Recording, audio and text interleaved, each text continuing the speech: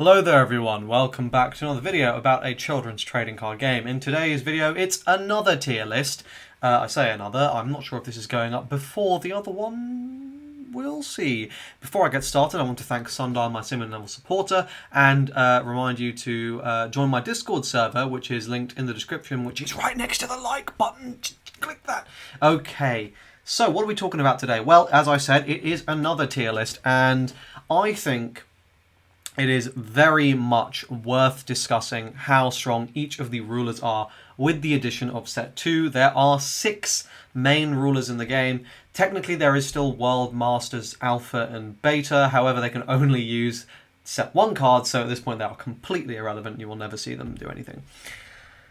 So, with that in mind, we are going to be discussing each ruler, and I'm aware this is sort of, to an extent it's dependent on play style and this and that, but how I will say there are very clearly rulers that are better than the other.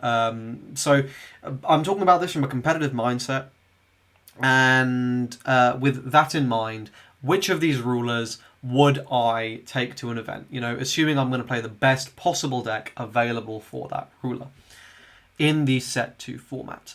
Now, one final clarification. This doesn't actually make a difference in this circumstance, but it probably doesn't. But because Europe is getting a slightly delayed release of Scoob, Schrödinger Cat Out of the Box, or Flying Spaghetti Monster, in theory that might disrupt the tiers a bit. It actually doesn't. But anyway. Okay, I'm just going to go ahead and do my ranking of the set 1 rulers in set 1, and then we'll see if there's any changes. So, within the context of set 1, I would say the ranking is this.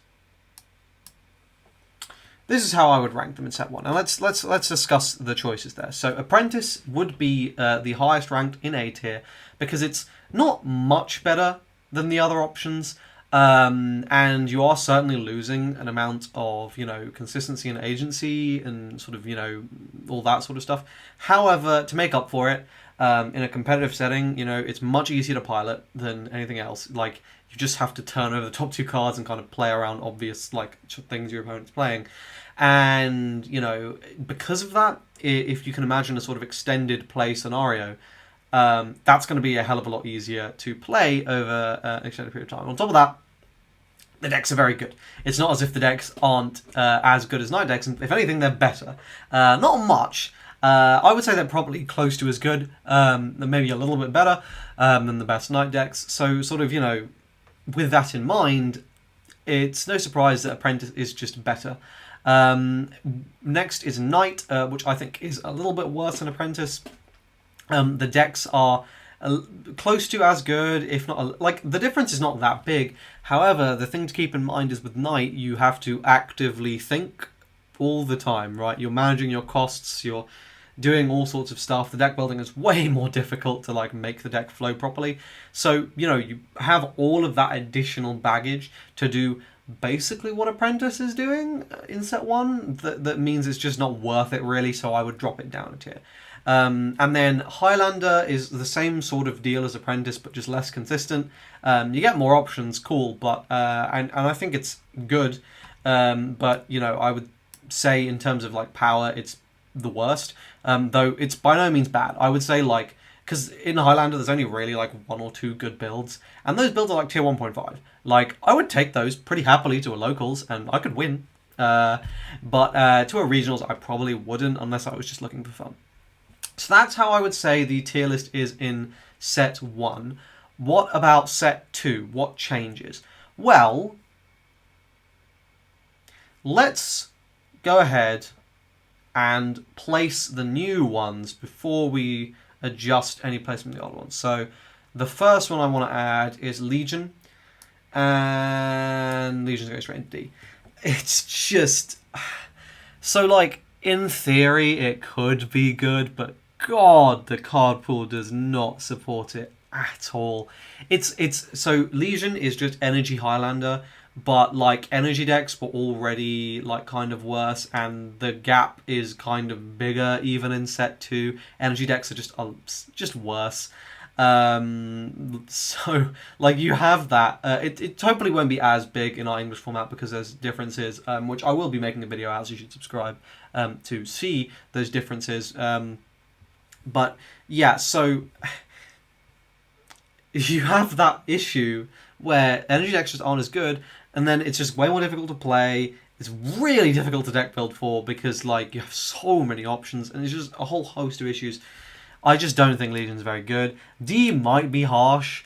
Maybe C is more appropriate, but like, yeah, it's just one of those things where I hope it gets a lot better next set, but I'm not overly confident that it will. I hope it does so.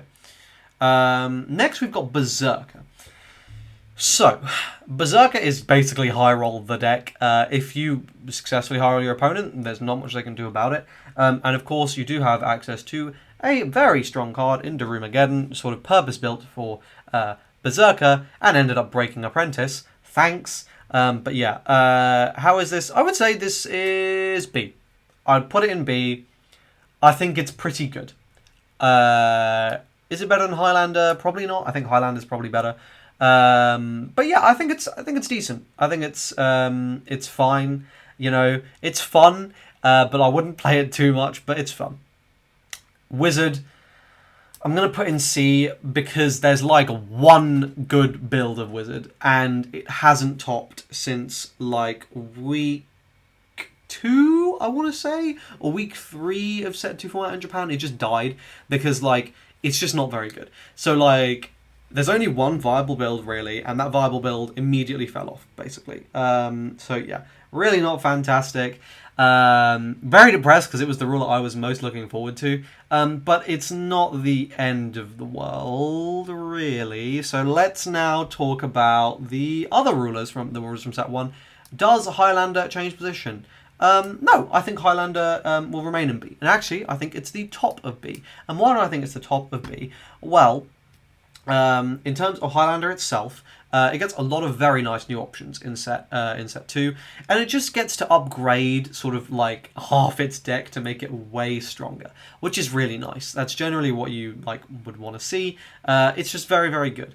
You know, Highlander and Legion as well are just decks that are going to get better and better and better every single set, sort of no matter what, they are going to get better.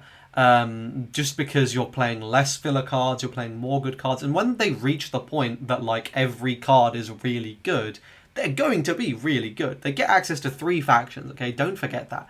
These decks are going to be nutty at some point. Might take a while, but I am a dedicated Highlander fan, and I will keep playing that deck until it's very good. And same for Legion. I will find a way to make those work. It's just they're kind of at the moment. Legion is anyway. And Highlander's fine. I will be playing Highlander in set 2. I don't even want to bother with Legion in set 2 because it's just... Ugh. Knight!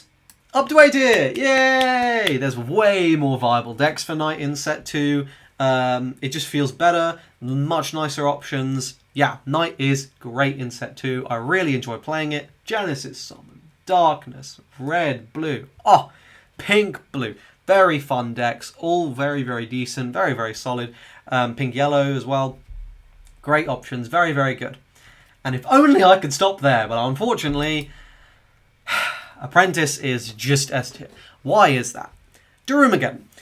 Basically, so it's not as if Darumagedon decks are the only good decks. They are in the S tier or the A tier. They are up there. There are decks that can compete. Genesis Summon is pretty much as good. And I will say, because we're missing Space Cave, and in Europe for a month we're missing Scoob, and Genesis Summon is missing Jack, that format on the top end should definitely be more diverse. However, as diverse as it is, at the end of the day, you're still asking me to make a decision between thinking for an entire tournament and just flipping over the top 2 cards of my deck and going ooga booga. And as a competitive player, let me assure you, if you don't have to think, that means you don't misplay. Like, if you're not expending all 5,000 billion neurons of your brain you're not wringing it out for juices just to make your deck function, yeah, you're probably going to have a better time later on in the tournament. You know, I played Bushiroad events, which, you know, we might have 7 rounds of Swiss, top 8, top 4 finals. In one day, right? So it would, you know, it gets to the end of the day, it's like 8 p.m, you've been playing non-stop, you've barely eaten, you're pretty tired. If I was playing Apprentice, I'm probably going to be doing a bit better than my mate who's on night, who's having to Giga Galaxy brain everything. So yeah, Apprentice is an S tier. I think I prefer the set 2 format to an extent. You know, the problem with the set 1 format is it's very fun and it's very diverse, but there isn't really very much skill. You can't, like, you know, winning, it's a lot of RNG at the end of the day. It's fun, don't get me wrong, but I wouldn't want to play competitively in the format. Set 2, it's more competitive, there's more skill. It's still a lot of RNG though, and fuck me, Darumagedon decks are just going to be everywhere. So it is what it is. I think it will be better in English format. No way to know for certain though until we get it here for ourselves in, you know, just over a week at the time of recording. But yeah, that is my tier list. Let me know what you guys think in the comment section down below. If you enjoyed the video, hit the like button. It's like right above the comment section. Subscribe to the channel for more Gate Ruler content. Use my link in the description if you want to pick up any stuff. And I will see you guys in the next one. Cheers.